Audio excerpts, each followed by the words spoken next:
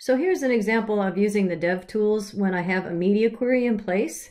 Put together a pretty simple little example where I have a HTML page, I have a div, and inside of my div I have an image, and I also have a paragraph. And I have this attached to my style sheet here, which is floating my image to the left. And so that is exactly what's happening here within my div. There's my little Stitch dude, and then the paragraph is floating around Stitch, and so that is doing exactly what it was supposed to do. But I also have this media query here that's saying if I am under 600, my max width is 600 pixels, then I don't want the image to float. I want the paragraph to come underneath it like it normally would, so no more floating.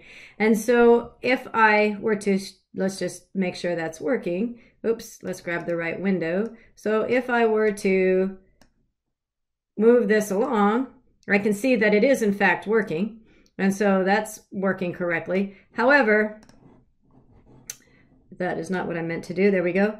How can I check my media queries to use my DevTools at the same time? Well, the DevTools is also paying attention to your media queries, and let me demonstrate that. So here is this is what's being applied currently, and I can see that my image is floating to the left. I can unclick it to see it not. Yep, that is definitely working here. But now let's drag our window below 600 pixels, and you'll see that change.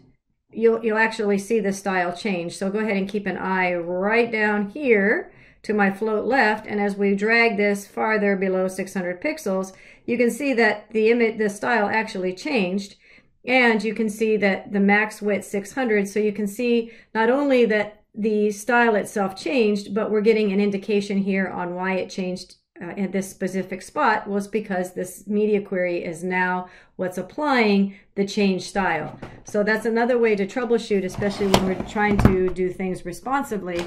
Now that I'm in a responsive situation, what styles are being applied, and your DevTools are as responsive as your web page is. So hopefully that helps with some more troubleshooting.